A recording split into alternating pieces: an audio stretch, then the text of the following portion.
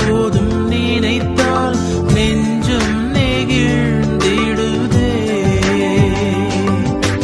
கல்வாரி அன்பை எண்ணிடும் வேளை கண்கள் கலங்கிடுதே.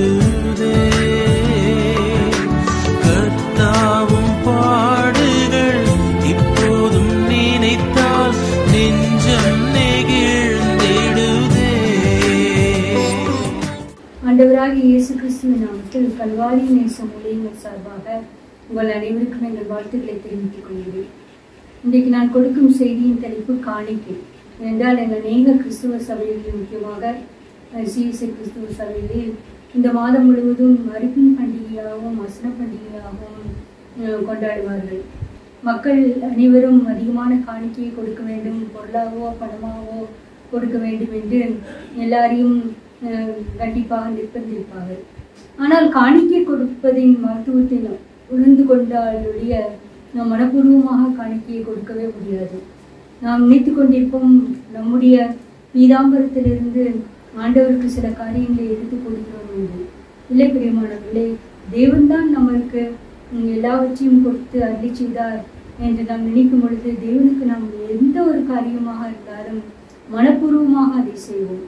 நம் கைகளின் பிரயாசத்தை நாம் சாப்பிடுவதற்கு தேவன் கொடுக்கும் அனுக்கிரகத்தை பண்ணினபடினால் நாம் இந்த அரிப்பின் பண்டிகை போது ஏதாவது ஒரு காரியத்தை நாம் கைகளால் செய்து அதை வைத்து அதை மற்றவர்கள் உண்டு மகிழமாகவும் அதில் வரும் தொகையை காணிக்கையாக செலுத்துவதும் அநேகருக்கு ஒரு மனப்பான்மையாக இருக்கிறது. ஆகியால் காணிக்கை எவ்வளவு ஒரு கிறிஸ்துவ சமுதாயத்தில் ஒரு முக்கியமானது என்பதை நாம் கணக்கெடுக்க வேண்டும். நீங்கள் புறஜாதி மக்களிடம் கூட பார்த்தீர்கள் என்றால் அவர்கள் காணிக்கையாக அதிகமான காரியத்தை வாங்கி வழங்குவார்கள். அவர்கள் கணக்கு பார்க்கவே மாட்டார்கள். நம்முடைய ஆண்டவர் உள்ளபூர்வமான ஒரு காணிக்கையை தான் தேவன் எதிர்பார்க்கிறார். ஆகையால் நாம் எவ்வளவு ஆத்மாத்மாக அந்த சிறிய தொகையோ பெரிய தொகையோ தேவனுக்கு கொடுக்கிறோம் என்பது அதிகம் முக்கியம். அதற்காக ஒரு சம்பவம் லூக்கா 21ஆம் அதிகாரம் 1-4 வரை. இங்க ஆண்டவராக இயேசு கிறிஸ்து அந்த தேவாலயத்தில் உட்கார்ந்திருக்கும் பொழுது இங்க கிறிஸ்துவ யூத விளக்கப்படி அந்த பிரசங்கம் எல்லாம் முடிந்தவுடன் கண்டிப்பாக காணிக்கை போட வேண்டும் என்று நினைக்கிறேன். இல்லை அதற்கு முன்பாகவோ தெரியவில்லை. ஆனால் ஆண்டவராக இயேசு கிறிஸ்து அங்கு காணிக்கைப்பட்டு அருகே இருந்து எல்லாரும் போடுகிற காணிக்கையும் பார்த்து கொண்டே இருக்கிறார். அப்பொழுது ஒரு ஏழை விதவை ஒரு 2 காசு தான் போட்டார். லூக்கா 21:1. அவர் கண்ணேறிட்டு பார்த்த பொழுது ஐஸ்வர்யவான்கள் காணிக்கைப்பட்டியிலே தங்கள் காணிக்கைகளை போடுகிறதை கண்டார். பிரியமானவர்களை, நம் காணிக்கைகளை கண்ணோக்குகிற கர்த்தர். அங்கு ஐஸ்வர்யவான்கள் இந்த காணிக்கைப்பட்டியில் ஏராளமான தொகையை கொண்டு வந்து போட்டார்கள். ஒருவேளை ஆண்டவராக இயேசு கிறிஸ்து அங்கு உட்கார்ந்து கவனித்துக் கொண்டிருக்கிறார் என்ற நினைப்பு இருந்ததோ என்று தெரியவில்லை. ஆனாலும் ஐஸ்வர்யவான்கள் தங்களை தாங்களே ஐஸ்வர்யவான் என்று காண்பித்துக் கொள்ளத்தக்கதாக அநேக காணிக்கைகளை, ஏராளமான காணிக்கைகளை போட்டுக் கொண்டிருந்தார்கள். அதையும் ஆண்டவராக இயேசு கிறிஸ்து கண்ணை பார்த்து கொண்டே இருந்தார். யார் நாம் பயபக்தியோடு காணிக்கையை செலுத்த வேண்டும். ஏனோ தானவென்று காணிக்கை வரைக்கும் பொழுது போடக்கூடாது. தேவன் நமக்கு கொடுத்த செல்வத்திலிருந்து, நாம் அனுபவிக்க கொடுத்த காரியத்திலிருந்து ஒரு சிறு தொகையை நாம் செலுத்தும் போது அதிக மனப்பூர்வமாக நம் பீதாம்பரத்தை காண்பிப்பதற்காக அல்ல, நாம் நன்றி காணிக்கையாக தான் தேவனுக்கு செலுத்த வேண்டும். ஆனாலும் இங்கே ஒரு குறிப்பிட்டு சொல்லும்படியாக ஆண்டவராக இயேசு கிறிஸ்து ஒரு காரியத்தை கண்டோக்குகிறார். அந்த ஏழை விதவையின் காணிக்கையை அங்கு அங்கீகிறார். லூக்கா 21:2. ஒரு ஏழை விதவை அதில் 2 காசை போடுகிறதையும் கண்டு இந்த ஏழை விதவை மற்ற எல்லாரை பார்க்கிலும் அதிகமாய் போட்டாள் என்று மெய்யாகவே உங்களுக்கு சொல்கிறேன் என்றார். பிரியமானவர்களே, நாம் எந்த நிலைமையிலிருந்து தேவனுக்கு காணிக்கை செலுத்துகிறோம் என்பதை அவர் நன்கு அறிவார். இங்கு ஆண்டவராக இயேசு கிறிஸ்து இந்த ஏழை விதவை அதிகமான வறுமை நிலையிலிருந்து காணிக்கை செலுத்திக் கொண்டார் என்பதை உணர்ந்திருந்தார். ஐயா அவர் சொன்னது, இந்த ஏழை விதவை 2 காசை போட்டார். நீங்கள் லூக்கா 12:6 பார்த்தீர்கள் என்றால் 2 காசுக்கு 5 அடைக்கலான் குருவிகளை விற்கிறார்கள் அல்லவோ, அவைகளில் ஒன்றாகிலும் தேவனால் மறக்கப்படவில்லை.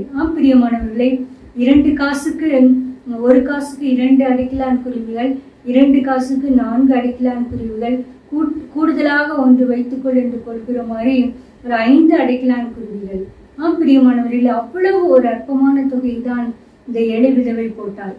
ஆனால் ஆண்டவராக இயேசு கிறிஸ்து அதை கண்டு மற்ற எல்லாரை காட்டிலும் இவள் அதிகமாக போட்டாள் என்று கூறினார். என்ன காரணம்? நீங்கள் லூக்கா 21:4 அவர்கள் எல்லாரும் தங்கள் பரிபூர்ணத்திலிருந்து எடுத்து தேவனுக்கு என்று காணிக்கை போட்டார்கள். இவளோ தன் வறுமையில் இருந்து தன் ஜீவனுக்கு உண்டாயிருந்த எல்லாம் போட்டுவிட்டாள் என்றார். பிரியமானவர்களே, அவளுக்கு அந்த 2 காசு தான் கடைசியாக இருந்திருக்கும் போல. என்ன செய்வதென்று தெரியாமல் எல்லாரும் காணிக்கையை போடுகிறார்களே, இந்த அழைத்து விட்டு கடந்து செல்லும் பொழுது நாமும் போட வேண்டுமே என்று தனக்கு உண்டாதனையெல்லாம் கொடுத்து விட்டு சென்று விட்டார். அவளுக்கு தெரியாது தேவன் அதை நோக்கி கொண்டிருக்கிறார் என்று. அவள் யோசனையே இல்லை, அடுத்த வேளை உணவுக்காக நான் என்ன செய்வேன் என்று தன் வறுமையில் இருந்து தன் ஜீவனத்துக்கு உண்டானவை எல்லாம் போட்டுவிட்டாள். பிரியமானவர்கள், நிச்சயமாகவே நான் நினைக்கிறேன் அந்த ஏழை விதவையின் வாழ்க்கையில் எதுவுமே குறைவுபட்டு போயிருக்காது என்று. ஏனென்றால் இதே ஒரு சம்பந்தம் நாம் எலியா தீர்க்கதரிசியின் வாழ்க்கையிலும் காணலாம். எலியா தீர்க்கதரிசியை ஆண்டவர் போஷிப்பதற்காக ஒரு சாரிபாத் விதவையை ஏற்படுத்தி வைத்திருந்தார். அந்த சாரிபாத் விதவிடம் தண்ணீர் கேட்டுவிட்டு அவர் செல்லும் பொழுது எனக்கு ஒரு அடையை பண்ணி கொண்டு வா என்று. அவர் சொன்னது, ஒரு பிடி மாவும் இல்லாமல் சிறிது எண்ணெயும் இல்லாமல் வேறு ஒன்றும் இல்லை, அதை நாங்கள் சாப்பிட்டு செத்து போவதற்காக நானும் என் மகனும் கடைசி சாப்பாடு 2 விறகு பொறுக்கிறேன் என்றார். பிரியமானவர்களே, இவளிடம் இருந்தது ஒரே கைப்பொடி நிறைய மாவு தான். ஆனாலும் எலியா தீர்க்கதரிசி சொன்னது, ரவாயிலே முதலாவது எனக்கு ஒரு அடையை கொண்டு வந்து போடு விற்பா என்று சொன்னார். அந்த செய்து கொடுத்த பொழுது எலியா தீர்க்கதரிசி சொன்னது, பானையிலே மா செலவழித்து போவதில்லை, அங்கு எண்ணெய் குறித்து போவதும் இல்லை. அந்த பஞ்சகாலம் முழுவதும் எலியா தீர்க்கதரிசியும் அவளும் அவள் வீட்டார் அனைவரும் சாப்பிட்டார்கள். எங்கிருந்து அந்த வீட்டார்கள் அவளை நோக்கி வந்தார்கள் என்று தெரியவில்லை. ஆனால் இப்பொழுது காணிக்கை கொடுத்ததினால் எலியா தீர்க்கதரிசியை போஷித்தால் அவளுடைய வீட்டில் மட்டும்தான் மாவும் எண்ணெயும் இருந்தது, மற்றொரு வீட்டில் ஒன்றுமே இல்லை. பிரியமானவர்கள், நாம் தேவனுக்கு என்று எதையும் கொடுக்கும் பொழுது நாம் குறைந்து போகவே மாட்டோம். நாம் வறுமையில் இருந்து போட்ட இந்த ஏழை விதவை 2 காசு தான் போட்டாள். ஆனாலும் ஆண்டவராக இயேசு கிறிஸ்து அந்த காணிக்கையை எல்லாருக்கும் முன்பாக பெரியதாக பேசுகிற தேவனாக இருந்தார். நிச்சயமாகவே அந்த விதவியின் வாழ்க்கையில் எலியா தீர்க்கதரிசி சாரிபாத் விதவையை போல எந்த குறைவும் ஏற்பட்டிருக்காது என்று நினைக்கிறேன். ஆகையால் நாமும் கூட நம்முடைய வாழ்க்கையில் எல்லா கஷ்டத்திலும் எவ்வளவு கஷ்டமாக இருந்தாலும் தேவனுக்கு என்று காணிக்கை கொடுப்பதை மட்டும் நிறுத்தவே கூடாது. அவர் சிறிய அளவாக இருந்தாலும் பரவாயில்லை, மனப்பூர்வமாக நாம் செலுத்தும் போது தேவன் நம் காணிக்கையை அங்கீகரிக்கிற தேவனாக இருக்கிறார். அடுத்தது ஆபேலின் காணிக்கை. நாம் அனைவரும் தெரிந்ததே, காயினும் ஆபேலும் தேவனுக்கு காணிக்கை செலுத்த வந்த பொழுது காயின் தன் நிலத்தின் கனிகளில் சிலவற்றை கொண்டு வந்தான். நீங்கள் அந்த அதிகாரத்தை பார்த்தீர்கள் என்றால் காயினை பற்றி கூறிவிடும், தன் நிலத்தில் சிலவற்றை கொண்டு வந்தான். ஆனால் ஆபேலின் காணிக்கை பாருங்கள், ஆதியாகமம் 4:4 ஆபேலும் தன் மந்தியில் தலையீற்றுகளிலும் அவைகளின் கொழுமையானவிலும் அவற்றை கொண்டு வந்தான். ஆபேலையும் அவன் காணிக்கையும் கர்த்தர் அங்கீகரித்தார். பிரியமானவர்களே, தலையீற்று கொழுமையானவர்கள், இதுதான் தேவன் எதிர்பார்ப்பது. எந்த ஒரு முதற் காரியத்தையும் நாம் தேவனுக்காக ஒதுக்க வேண்டும். நாம் முதற் சம்பளம் வாங்கும் பொழுது தேவனுக்காக அதை ஒதுக்க வேண்டும். நாம் முதலாக ஏதாவது தொழில் செய்து அதில் நல்ல லாபம் வரும் பொழுது அதை தேவனுக்காக வைக்க வேண்டும். நம் கையின் பிரயாசத்தை தேவன் ஆசீர்வதிக்கிற தேவனாக இருக்கிறார்.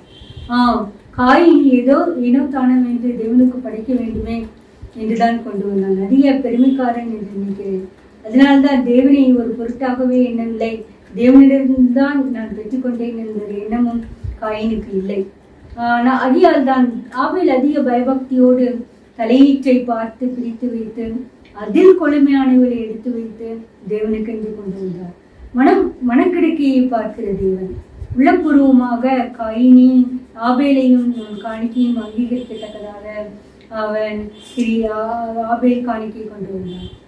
நம்முடைய வாழ்க்கையிலும் கூட நாம் எது முதலாவது நமக்கு கிடைக்கிறதோ, சொற்ப சம்பளமாக இருந்தாலும் பரவாயில்லை, அதை தேவனுக்கு என்று நாம் கொடுத்து இருக்கும் பொழுது நிச்சயமாகவே தேவன் நம் காணிக்கையை அங்கீகரித்து நம்மையும் ஆசீர்வதிக்கிற தேவனாக இருக்கிறார். தேவன் அதற்கு கிருபை செய்வாராக. அடுத்ததாக கர்த்தருடைய சந்நிதியில் காணிக்கை. நாம் ஒவ்வொரு முறை கர்த்தருடைய சந்நிதியில் வரும் பொழுதும் நாம் காணிக்கை செலுத்துகிற மக்களாக நாம் காணப்பட வேண்டும். வெறுங்கையாக ஆலயத்துக்கு செல்லவே கூடாது. அநேகர் நான் பலமுறை பார்ப்பது ஏனோ தானோ என்று பெரிய மக்களாக இருப்பார்கள். ஆனால் ஒரு காணிக்கை ரூபாய் 2 ரூபாய் என்று ஏனோ தானம் என்று தூக்கி போடுவார்கள். ஆனால் அவருடைய வாழ்க்கையெல்லாம் பின்னிலைமையை பார்க்கும் பொழுது அதிக பரிதாபமாக இருக்கும். ஏதோ நாம் தேவனை நாம் ஐஸ்வர்யவானாக ஆக்குவது போல அப்படி ஒரு அலட்சியமான காணிக்கையை போடுவார்கள். அப்படி இருக்கக்கூடாது. ஏனென்றால் 1 நாளாகவும் 16:29 கர்த்தருக்கு அவருடைய நாமத்துக்குரிய மகிமையை செலுத்தி காணிக்கைகளை கொண்டு வந்து அவருடைய சந்நிதியில் பிரவேசியுங்கள், பரிசுத்த அலங்காரத்துடனே கர்த்தரை தெரிந்து கொள்ளுங்கள். ஆம் பிரியமானவர்களே, இதுதான் கர்த்தருக்கு முதலாவது நாம் மகிமையை செலுத்த வேண்டும். பிற்பாடு காணிக்கையை கொண்டு வந்து அவர் சந்நிதியில் பிரவேசிக்க வேண்டும். தேவனுடைய ஆலயத்துக்கு என்று வரும்பொழுதே நாம் நிச்சயமாக நாம் கையில் காணிக்கையோடு தான் வர வேண்டும். காணிக்கை இல்லாமல் வரக்கூடாது. இந்த வாரம் நாம் போட வேண்டாம், அடுத்த வாரம் சேர்த்து போட்டு விடலாம் என்ற நினைப்பே வரக்கூடாது.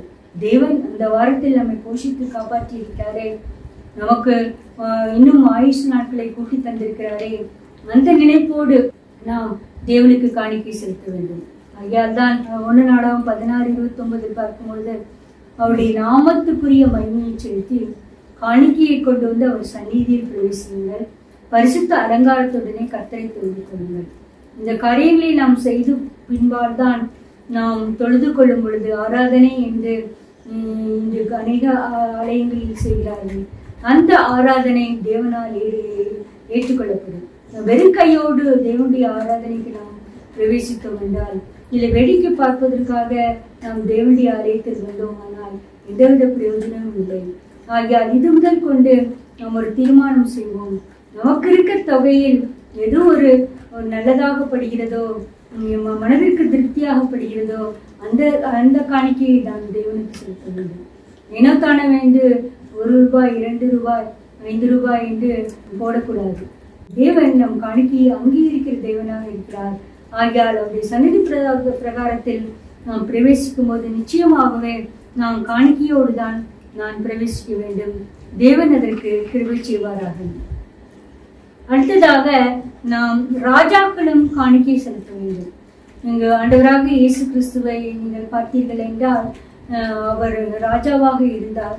அவரும் காணிக்கை செலுத்துவதில் அதிக முக்கியத்துவம் கொடுத்ததினால்தான் 2 வாசல் போட்ட விதவையை அவர் அங்கீகரித்தார். நாம் எவ்வளவு பெரிய பணக்காரர்களாக இருந்தாலும் சரி, நாம் தேவனுக்கு காணிக்கையை கொண்டு வர வேண்டும். நாம் நினைப்போம், முக்கியமாக அந்த காலத்தில் ராஜாக்கள் எல்லாம் நினைத்து கொண்டிருப்பார்கள், கடவுளுக்கு பிற்பாடு நான் தான், கடவுளின் பிரதிநிதி நான் தான் என்று நினைப்பார்கள்.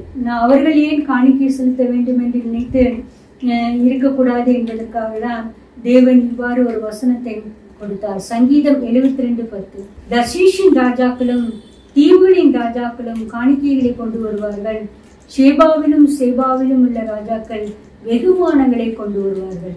தர்ஷீஷின் ராஜாக்களும் தீவுகளின் ராஜாக்களும்.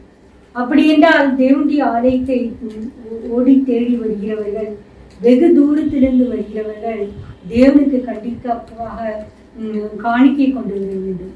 தர்ஷீஷ் பட்டணம் என்பது நீங்கள் யோனா தீர்க்கதரிசியின் காலத்திலும் அவர் நினைவை பட்டணத்துக்கு செல்ல என்று சொல்லும் பொழுது தர்ஷீஷுக்கு தான் ஓடி போனார். ஆனாலும் தேவன் அதை தடுத்து திட்டத்தை வேறு விதமாக மாற்றினார். அப்படி என்றால் தர்ஷீஷ் என்றால் ஒரு பட்டணம் தான். அங்கும் ஒரு ராஜா இருந்தார். அந்த ராஜாக்களை வெகு தூரத்திலிருந்து தீவுகளில் இருந்த ராஜாக்களும் தேவனுக்கு கொண்டு வர வேண்டும். இதோ நான் வெகு தூரத்திலிருந்து வருகிறேன், என்னால் காணிக்கை செலுத்த முடியாது என்று நாம் நினைத்து கொண்டு இருப்போமானால் தேவன் நம்முடைய பிரசன்னத்தை ஆலயத்தில் அங்கீகரிக்க மாட்டார். நாம் எவ்வளவு தூரத்திலிருந்து ஆலயத்துக்கு வருகிறோம் என்பது முக்கியமல்ல, எவ்வளவு தூரத்திலிருந்து வந்தாலும் ஏதாவது ஒரு காணிக்கையை தேவனுக்கு கொண்டு வருகிறோமா என்பதுதான் முக்கியம். அதுதான் தர்ஷீஷின் ராஜாக்களும் தீவுகளின் ராஜாக்களும் காணிக்கைகளை கொண்டு வருவார்கள். ஷேபாவிலும் சேபாவிலும் உள்ள ராஜாக்கள் வெகுமானங்களை கொண்டு வருவார்கள். உங்கள் ஷேபா என்பது பொன் நிறைந்த இடம். அதுதான் ஷேபாவின் ராஜகுமாரத்தி வந்த பொழுது அதிகமான கந்த வர்க்கங்களையும் விலையேறப்பட்ட ரத்தனங்களையும் வளையங்களையும் கொண்டு வந்தார். சேபாவின் பொண்ணும் ஒரு மிகவும் உன்னதமான பொன். ஆகையால் அந்த பொன்னும் வெள்ளியும் தேவனுக்கு முன்பாக நாம் படைக்க வேண்டும். நாம் நினைத்து கொண்டிருப்போம் வெறும் ரூபாய் காணிக்கையை தான் படைக்கலாம் என்று. ஆனால் நம்மால் முடிந்தால் ஒரு தங்கம், பொன், வெள்ளி கூட தேவனுக்கு காணிக்கையாக செலுத்தலாம். அதிக நமக்கு செல்வச்செழிப்பாக நாம் இருக்கும் பொழுது நிச்சயமாக நம்முடைய காணிக்கையும் விலையேற பெற்றதாக, விலை உயர்ந்ததாக இருக்க வேண்டும். நாம் மிகவும் வறுமை நிலையில் இருந்த பொழுது எப்படி ஒரு காணிக்கை போட்டோமோ அதே காணிக்கையை நாம் அதிகமாக நிலைக்கு உயர்த்தப்படும் பொழுதும் போடக்கூடாது. ஏனென்றால் இங்குதான் சொல்கிறது, நீ ராஜாக்கள் ஆகும் பொழுது அதற்கேற்ற மாதிரி நாம் ஒரு காணிக்கையை கொடுக்க வேண்டும். நம் தகுதிக்கேற்றவாறு தேவன் நம்மை ஆசீர்வாதத்திற்கேற்றவாறு நாம் காணிக்கையை செலுத்தும் பொழுதுதான் நம்முடைய வாழ்க்கையில் எல்லாமே மிகவும் செழிப்பாக இருக்கும். தேவன் அதற்கு கிருபை செய்வாராக. அடுத்தது பொருத்தனை.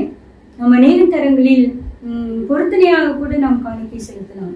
அநேக தரம் நாம் ஜெபம் பண்ணும் பொழுது, ஆண்டவரே எங்களுக்கு இந்த காரியத்தை நடத்தீர்கள் என்றால் நான் பொருத்தனை பண்ணி ஜெபிப்பார்கள். எனக்கு ஒரு வேலையை கொடுப்பீர்கள் என்றால், என் குழந்தை செல்வத்தை கொடுப்பீர்கள் என்றால், என் குழந்தைகள் பாஸ் பண்ணிவிட்டால், இதெல்லாம் அநேக காரியங்களில் வேலையில் ஒரு ப்ரமோஷன் வந்தால் நான் பொருத்தனை செய்து நாம் ஜெபிப்போம். அநேக நாட்களாக அந்த காரியத்துக்காக நாம் பொருத்தனை பண்ணி ஜெபிப்போம். உடனே நான் நிறைவேறும் பொழுது கண்டிப்பாக நாம் தேவனுக்கு அந்த பொருத்தனையை நாம் செலுத்த வேண்டும். சங்கீதம் 78:11.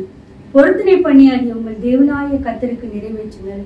அவரை சூழ்ந்திருக்கிற அனைவரும் பயங்கரமானவருக்கு காணிக்கைகளை கொண்டு வாருங்கள். பிரியமானவர்களே, நாம் அநேகம் தரம் நினைப்போம் ஜெபம் கேட்கப்படவில்லை என்று சொல்லும் பொழுது ஏதாவது ஒரு பொருத்தனை பண்ணி பாருங்களே. ஆண்டவருக்கு, ஆண்டவரே இந்த காரியத்துக்காக நான் அதிகமாக ஜெபம் பண்ணி கொண்டே இருக்கிறேன், இது வெற்றிகரமாக எனக்கு முடிந்தால் இவ்வளவு தொகையை நான் கொடுக்கிறேன். ஏதோ ஆண்டவரிடம் பேரம் பேசுவது போலல்ல, நமக்கு மனதில் நினைத்தபடி ஆண்டவரே காணிக்கையை தேவன் அங்கீகரிக்க வேண்டும் என்ற ஒரு காரணத்துக்காக, அதை அங்கீகரிக்கும் பொழுது நம்முடைய ஜெபமும் கேட்கப்படும் என்ற ஒரே நோக்கத்துக்காக தான் பொருத்தனை செய்ய வேண்டும்.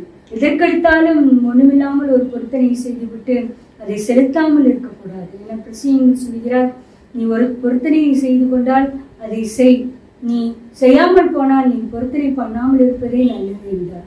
ஆகையால் நம்முடைய வாயின் வார்த்தைகளுக்கு நாம் அதிக கவனம் கொடுக்க வேண்டும். நாம் ஒரு கஷ்ட காலத்தில் அதிக தொகையை நாம் பொருத்தனை பண்ணியிருப்போம். ஆனால் அந்த தொகை வந்தவுடன் ஒரு சிறு சபலம் ஏற்படும். இவ்வளவு தொகை ஆண்டவருக்கு கொடுப்பதா? சொன்னதுதான், ஆனாலும் தேவன் தான் தெரியுமே என்னுடைய கஷ்டம், குறைத்து போடுகிறேன் என்றெல்லாம் நாம் சபல புத்தி கொண்டு தேவனுக்கு கொடுத்த வாக்கை நிறைவேற்றாமல் இருக்கக்கூடாது. ஆகையால் பொருத்தனையின் காணிக்கையை நாம் ஏதாவது பண்ணும் பொழுது, வேண்டுதல் கேட்கப்படும் பொழுது நிச்சயமாகவே என்ன பொருத்தனை பண்ணணுமோ அதையே நாம் முழுவதுமாக செலுத்த வேண்டும். நீங்கள் அதற்காக எப்தா ஒரு நியாயாதிபதியாக இருந்தார். அவரை எல்லாரும் பரஸ்திரியின் குமாரன் என்று வெறுத்து ஒதுக்கினார். ஆனால் இஸ்ரவேல் மக்களுக்கு ஒரு சண்டை வந்த பொழுது அவர் எப்தாவை தான் கூப்பிட்டார்கள். நீ எங்களுக்கு தலைவனாக இருக்க வேண்டும் என்று எப்தா கேட்டார். நான் உங்களுக்கு அந்த படை வீரர் நான் ஜெயித்து அனுப்பிவிட்டால் என்னை படைத்தலைவனாக வைப்பீர்களா என்று. அவர்கள் நீ சொன்னபடி நாங்கள் கண்டிப்பாக செய்வோம் என்றார்கள். இப்படியாக எப்தா தன் காரியங்களை எல்லாம் தன் தேவனுடைய சந்நிதியில் சொன்னதுமல்லாமல் ஒரு பொருத்தனையும் பண்ணினார். என்ன பொருத்தனை என்றால், நான் ஜெயித்து வீட்டுக்கு வரும் பொழுது எனக்கு முன்பாக வருகிற காரியத்தை நான் உங்களுக்கு பொருத்தனையாக செய்வேன் என்று. ஆனால் பாருங்களேன், அங்கு எப்தாம் வரும் பொழுது அந்த எப்தாவின் குமார்த்தி தான் ஒரு தம்புரோடு பாடிக்கொண்டே வருவார் எப்தாவை வரவேற்பதற்காக. அவள் அதிகமாக மனக்கலேசம் பட்டார். ஆண்டவரை நான் பொருத்தனை செய்து விட்டேன். ஆனாலும் அவர் பின்வாங்கவே இல்லை. பாருங்கள், நான் தேவனுக்கு உன்னை இப்படி பொருத்தனை செய்தேன் என்று தன் மகளை குறித்து மகள்கிட்ட சொல்லும் போதும் கூட அந்த சிறு பெண்ணாக இருந்தாலும் அதை அவள் ஏற்றுக்கொண்டாள். தகப்பனே, நீ செய்த பொருத்தனையை மாற வேண்டாம், அது ஒரு பலிதான், ஆனாலும் அது தகன பலியை மனித பலியை ஆண்டவர் ஏற்படுத்தவில்லை. ஆனாலும் எப்தா பொருத்தனை பண்ணதுனாலே அதை தேவனுக்கு என்று அவளை அர்ப்பணித்தாள். அப்படிதான் இப்பொழுது கூட நம் கன்னியாஸ்திரிகள் கூட அநேகர் தேவனுக்காக ஊழியம் செய்தார்கள். அது எவ்வாறு வந்ததுதான், எப்தாவின் குமாரத்தி கொண்டுதான் கன்னிப்பெண்களும் தேவனுக்கு ஊழியம் செய்யலாம். ஆண்கள் மட்டும்தான் ஊழியம் செய்ய வேண்டும் என்பதில்லை, பெண்களும் ஊழியம் செய்யலாம். அவருடைய தேவையும் உண்டு என்பதற்கு ஆண்டவர் பழைய ஏற்பாட்டு காலத்திலே தான் குறித்து வைத்து விட்டார். ஆகையால் இதை கேட்டுக்கொண்டிருக்கிற பிரியமானவர்களே, நீங்கள் உங்கள் மகளோ மகனோ பிறப்பதற்கு முன்பதாக ஒரு பொருத்தனை செய்திருந்தீர்கள் என்றால் அந்த மகனோ மகளோ அதை ஏற்றுக்கொள்ளாமல் இருக்கும் பொழுது தேவனிடம் சொல்லி அவரிடம் சொல்லி மன்றாடி அதை ஏற்றுக்கொள்ள வைக்க வேண்டும். அநேகர் கர்ப்பத்தில் பிள்ளை இருக்கும் பொழுது ஏதாவது பிரச்சனை என்றால் உடனே ஜெபிப்பார்கள், ஆண்டவரே இந்த பையனோ பெண்ணோ நல்லபடியாக பிறந்தால் உங்களுடைய ஊழியத்துக்கு கொடுத்து விடுவேன் என்று. ஆனால் அது பிறந்தவுடன் அந்த பிள்ளையோ பெண்ணோ அதிகமாக படித்து நல்ல வேலையில் இருக்கும் பொழுது அதை பற்றி சற்றும் கவலைப்படாமல் இருப்பார்கள். மனிதர் மகளிடமோ மகளிடமோ சொல்வதே இல்லை, அது தவறு. செய்து பண்ண பொருத்தனை மகளிடம் சொல்லும் பொழுது அவள் ஏற்றுக்கொண்ட விதமாக நாம் எப்படி பொருத்தனை செய்கிறோமோ அந்த பொருத்தனையை தேவனுக்கு செலுத்துவதில் மிகவும் கவனமாக இருக்க வேண்டும். நம் வார்த்தை மாறக்கூடாது. தேவன் அதற்கு கிருபை செய்வாராக. அடுத்ததாக தசம பாகம் காணிக்கை. இன்று அநேக பிரசங்கமார்கள் முக்கியமாக பெந்தைக்கோஸ்து சபைகளிலும் இண்டிபெண்டன்ட் சபைகளிலும் அவர்கள் மிகவும் அதிகமாக உறுதி கூறுவது தசமபாக காணிக்கை தான். நீங்கள் என்ன செய்தாலும் தசமபாக காணிக்கை நீங்கள் கொண்டு வந்து கொடுத்து விட வேண்டும் என்று. பிரியமானவர்களே, இந்த தசமபாகம் கொடுப்பது ஒரு ஆசீர்வாதம் தான். மல்கியா தீர்க்கதரிசி 3:10 என் ஆலயத்தில் ஆகாரம் உண்டாயிருக்கும்படிக்கு தசமபாகங்களை எல்லாம் பண்டசாலையிலே கொண்டு வாருங்கள். அப்பொழுது நான் வானத்தின் பலகணிகளை திறந்து இடம் கொள்ளாமல் போகும் மட்டும் உங்கள் மேல் ஆசீர்வாதத்தை வர்ஷிக்க மாட்டேனோ என்று அதனால் என்னை சோதித்து பாருங்கள் என்று சேனைகளின் கர்த்தர் சொல்கிறார். இது ஒரு காரியம்தான், தேவன் என்னை சோதித்து பாருங்கள் என்றார் கூறுகிறார். நம்முடைய வருமானத்தில் தசமபாகத்தை கண்டிப்பாக எடுத்து வைக்க வேண்டும். அது குறைவோ பெரிதோ கவலை இல்லை. அநேகர் சிறிய தொகையாக இருக்கும் பொழுது 1000 ரூபாய் வாங்கும்போது 100 ரூபாய் மகிழ்வாக எடுத்து வைத்து விடுவார்கள். அதே 10,000 ரூபாய் வாங்கும் பொழுது 1000 ரூபாய் எடுத்து வைக்க வேண்டுமா என்று யோசிப்பார்கள். அதே 1 லட்சம் வாங்கும் பொழுது 10,000 ஆண்டவருக்கு கொடுக்க வேண்டுமா என்று யோசிப்பார்கள். இல்லை பிரியமானவர்களே, இங்கு தேவனாய கர்த்தர், சேனைகளின் தேவனாய கர்த்தர் சொல்கிறார், நீங்கள் தசமபாகங்களை எல்லாம் என் ஆலயத்தில் கொண்டு வாருங்கள். அதனால் நான் அப்படி நீங்கள் செலுத்தும் போது வானத்தின் பலகடிகளை திறந்து ஆசீர்வதிக்க மாட்டேனோ என்று என்னை சோதித்து பாருங்கள் என்றார். நாம் தசமபாகம் காணிக்கையை மட்டும் நாம் வஞ்சிக்கவே கூடாது. அது டேக் ஹோம் சேலரியிலிருந்து எடுக்கக்கூடாது. ஏனென்றால் நாம் டேக் ஹோம் சேலரினால் அநேக லோன் போட்டிருக்கோம். அப்போ சேலரி ரொம்ப கம்மியாக தான் வரும். ஆனால் ஒரிஜினல் சேலரி ஒரு 45,000 நமக்கு எவ்வளவு சேலரியோ அதில் 4,500 ரூபாய் கண்டிப்பாக ஆண்டவருக்கு எடுத்து விட வேண்டும். அந்த 45,000 நாம் லோன் போட்டு வீட்டுக்கு கொண்டு வருவது 10,000 இருந்தால் அதில் வெறும் 1000 எடுத்து வைக்கக்கூடாது. தேவனை வஞ்சிப்பதற்கு சமானம். ஏன் லோன் போட வேண்டும் என்று நாம் அதற்கு முன்பதாகவே நாம் யோசிக்க வேண்டும், அவசியமா என்று. எதற்கெடுத்தாலும் இதை வாங்க வேண்டும் அதை வாங்க வேண்டும் என்று கடன் வாங்கிவிட்டு தேவனுடைய காணிக்கையை நாம் வஞ்சிக்கவே கூடாது. அப்பொழுது தேவன் நம்மை ஆசீர்வதிக்கவே மாட்டார். ஏனென்றால் இந்த ஒரு காரியம் என்னை சோதித்து பாருங்கள் என்று சேனைகளின் தேவனாய கர்த்தர் சொல்கிறார். நாம் தகப்பனாகிய ஆபிரகாமும் தசமபாகம் கொடுத்தார். நீங்கள் ஆதியாகமத்தில் பார்த்தீர்கள் என்றால் உன்னதமான தேவனுடைய ஆசாரியர் மெல்கிதேசேக்கு என்று ஒருவர் இருந்தார். அவர் ஆபிரகாம் முறியடித்து லோத்துவை மீட்டு கொண்டு வரும் பொழுது, சோதோம்குமாரனை முடித்து வரும் பொழுது அப்பவும் தண்ணீரும் கொண்டு வந்து அவரை ஆசீர்வதித்தார். வேதாகம் குறிப்பிடுகிறது, ஆபிரகாம் இவருக்கு தன்னுடைய காரியங்களை எல்லாம் தசமபாகம் கொடுத்தார் என்று. ஏனென்றால் அப்பொழுதே ஒரு உன்னதமான தேவனுடைய ஆசாரியராக மெல்கிதேசேக்கு இருந்தார். அதை ஆபிரகாம் கண்டு கொண்டார். ஆபிரகாம் வாழ்க்கையை பார்த்தீர்கள், வெள்ளியும் பொன்னும் சீமானாக செல்வசீமானாக தான் இருந்தார். எந்த குறைவும் படவே இல்லை. செல்வத்தில், சாப்பாட்டு வேலையில் இல்லை, இன்னும் செல்வத்தை அதிகரிக்க காரியங்களில் குறைவுபடவே இல்லை. இன்று கூட நாம் அநேக காரியங்களில் நாம் நினைத்து கொண்டிருப்போம். இப்பொழுது நீங்கள் கோல்கேட் பர்பஸை நிறுவனத்தை நீங்கள் பார்த்தீர்கள் என்றால் அவர் தன்னுடைய வருமானத்தில் எல்லாம் 10 1 கொடுக்கிறவராக இருந்தார். அவர் தொடங்கின பொழுது 10 1 என்று வைத்துக் கொண்டார். பிற்பாடு அவருடைய பர்பஸை அதிக லாபத்தை ஈட்டினால் 10 5 என்று வைத்தார், 10 7 என்று வைத்தார். கடைசியாக என்ன செய்தார் என்றால் 10ல் 1 மட்டும் தனக்கு வைத்து விட்டு 9 பாகங்களை தேவனுக்கு என்று சேரிட்டி ஒர்க்கு, ஏழை பிள்ளைகள், ஆஸ்பத்திரிகள், பள்ளிக்கூடங்கள், அனாதை ஆசிரமங்கள் கட்டுவதில் உபயோகித்தார். இன்னும் கூட நீங்கள் பார்த்தீர்கள் என்றால் கோல்கேட் பேஸ்ட் கம்பெனி ஒளிந்து போகவே இல்லை. மார்க்கெட்டில் எத்தனையோ விதமான பர்பஸை எல்லாம் வந்துவிட்டது. ஆனாலும் இந்த கோல்கேட் கம்பெனி ஒழிக்குவது முடியவே இல்லை. காரணம், அவர் இன்றும் 10ல் 9 பாகம் தேவனுக்கு என்று காணிக்கை கொடுக்கிறார். இந்த தசபாகம் காணிக்கை தேவனுக்கு ஒரு பாகமும் காணிக்கையாகவும், வறியவர்களுக்கும் ஏழைகளுக்கும் போஷிப்பதற்காகவும், ஏழை கல்வி நிறுவனங்களை நிறுவுவதற்காகவும், ஆஸ்பத்திரி செலவுள்ளவர்களுக்கு கொடுப்பதற்காகவும் நாம் பயன்படுத்தி கொள்ளலாம். தேவன் எதற்கென்று எழுதுகிறாரோ அதை நாம் பயன்படுத்தும் பொழுது நிச்சயமாகவே தேவன் நம் பண்டசாலைகளை ஆசீர்வதிக்கிற தேவனாக இருக்கிறார். கடைசியாக நாம் எல்லா வித காணிக்கையும் எவ்வளவு தொகை செலுத்தினாலும் ஒரே ஒரு கண்டிஷன், அந்த காணிக்கை தேவனால் அங்கீகரிக்கப்பட்டு நாம் ஆசீர்வதிக்கப்பட. அது என்னவென்றால் மத்தேயு 5:23, ஆகையால் நீ பலிபீடத்தில் உன் காணிக்கையை செலுத்த வந்து உன் பேரில் உன் சகோதரனுக்கு குறைவு உண்டென்று அங்கே நினைவு கூறுவாயாகில் அங்கே தானே பலிபீடத்தின் முன் உன் காணிக்கையை வைத்துவிட்டு போய் உன் சகோதரனுடைய ஒப்புரவாகி பின்பு வந்து உன் காணிக்கையை செலுத்து. பிரியமானவர்களே, நாம் எந்த மிக பெருந்தொகையான வெள்ளியும் பொண்ணும் காணிக்கை செலுத்தலாம், பொருத்தனை காணிக்கை செலுத்தலாம், தசமபாகம் காணிக்கை செலுத்தலாம், இல்லை சிறு தொகையை காணிக்கை செலுத்தலாம். எல்லாவற்றையும் தேவன் அங்கீகரித்து அதை ஆசீர்வதிக்க வேண்டும் என்றால் இந்த ஒரே ஒரு கண்டிஷன் தான். நாம் காணிக்கையை பலிபீடத்தில் வைக்கும் பொழுது நமக்கு விரோதமாக யாராவது நம்மை குறைவாக நினைத்திருந்தார்கள், அவரிடம் போல் நாம் ஒப்புரவாக வேண்டும். முக்கியமாக நம்முடைய சகோதரன், இங்கே கிறிஸ்தவ சமுதாயத்தில் ஆலயத்தில் வருகிற அனைவரும் நாம் அப்பவும் தண்ணீரும் ஒரே பாத்திரத்தில் ருசிக்கிறபடியானால் எல்லோரும் சகோதரன். ஆலயத்தில் உள்ளவர்களோடு நாம் யாரோடு குறைவு இல்லாதபடி, குறைவு இருந்தால் நாம் காணிக்கை செலுத்துவதற்கு முன்பாக அவளோடு ஒப்புரவாக வேண்டும்.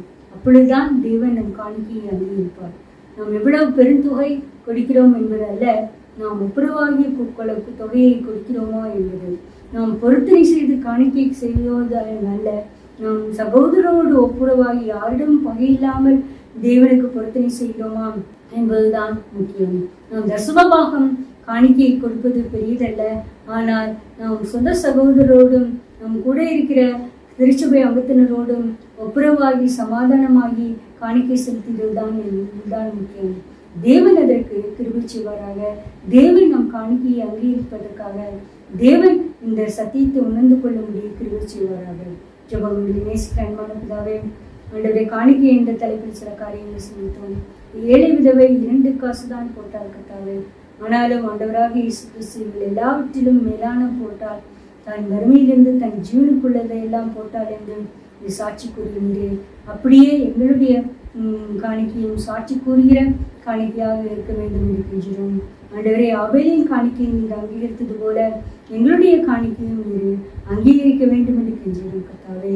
ஆண்டவரே, சேபாவிலும் ஷெபாவிலும் உள்ளவர்கள் காணிக்கை கொண்டு வருவார்கள் என்று சொன்ன பொழுது நாங்கள் அதிக பணக்காரர்கள் ஆகும்போது கூட காணிக்கை விஷயத்தை அலட்சியம் பண்ணாமல் தேவனுக்கென்று பயந்து உங்களுக்கு கொடுக்க ஆண்டவர் கிருபை செய்ய வேண்டும் என்று கெஞ்சுகிறோம். ஆண்டவரை எப்தா பொருத்தனை செய்து காணிக்கை கொடுத்த பொழுது அது மாற்றவே இல்லை கர்த்தாவே. அது எவ்வளவு பெரிய துக்கம், எவ்வளவு பெரிய லாஸ் அவனுக்கு. ஆனாலும் சொல்ல சொல்ல மாற்றவே இல்லை கர்த்தாவே. அதே போல் நாங்கள் பொருத்தனை பண்ணின காணிக்கையை கொடுக்கத்தக்கதாக எங்கள் மனம் உறுதியாக இருக்க கிருபை செய்ய வேண்டும் என்று கெஞ்சுகிறோம். ஆண்டவரே, தசமபாகம் கொடுக்கும் பொழுது வானத்தின் பலகணிகளை கொண்டு நீர் ஆசீர்வதிக்க மாட்டேனோ என்று சோதித்து பாருங்கள் என்று சொன்னீரே கர்த்தாவே. ஆண்டவரே, அந்த தசமபாகம் காணிக்கையை நாங்கள் முறையாக ஏமாற்றாமல் வஞ்சிக்காமல் தேவனுக்கு கொடுக்க கிருபை செய்ய போறதாக சோதரம். கடைசியாக நாங்கள் எந்தவித காணிக்கை செலுத்தினாலும் எங்கள் சகோதரரோடு நாங்கள் ஒப்புரவாகாமல் பகைமை பாராட்டி, வெறுப்பு பாராட்டி, பொறாமை கொண்டு, கோபம் கொண்டு, எரிச்சல் கொண்டு எந்த விதமான காணிக்கையை செய்தாலும் நீர் அதை அங்கீகரிப்பதில்லை கர்த்தாவே. இந்த சத்தியத்துக்கு கட்டுப்பட்டு நாங்கள் காணிக்கை செய்து செலுத்தி முடிமிருந்த ஆசீர்வாதங்களை பெற்றுக்கொள்ள, அங்கீகாரம் பெற்றுக்கொள்ள எங்களுக்கு கிருபை செய்ய போற தயவுக்காக ஸ்தோத்திரம். எல்லா துதி கனமையும் உமக்கு செலுத்துகிறோம். ரட்சகரும் மீட்பருமாகிய இயேசு கிறிஸ்து மூலம் வேண்டிக் கொள்கிறோம் பிதாவே. ஆமென்.